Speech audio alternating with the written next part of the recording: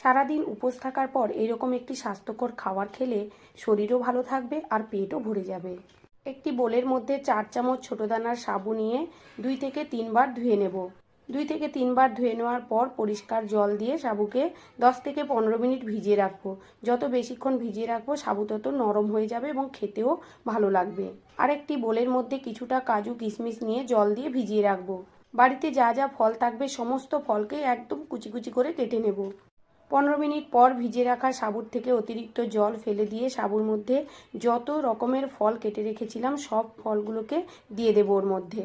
Apple, আঙ্গুর, জামরুল, কলা, কুল, নাশপাতি, কমলালেবু, মুসুম্বি, বেদানা, কাঁচা ছোলা, নারকেল, চিনি, দুধ, মিল্কমেড সব একসঙ্গে ভালো করে মাখিয়ে নেব। মিল্কমেড যত বেশি দেবেন তত খেতে খুবই টেস্টি লাগবে। আর বেশি মিল্কমেড দিলে চিনি বেশি দেবেন না। আর মিল্কমেড না থাকলে তাহলে গুঁড়ো দুধ দিতে পারেন। আর ভেজানো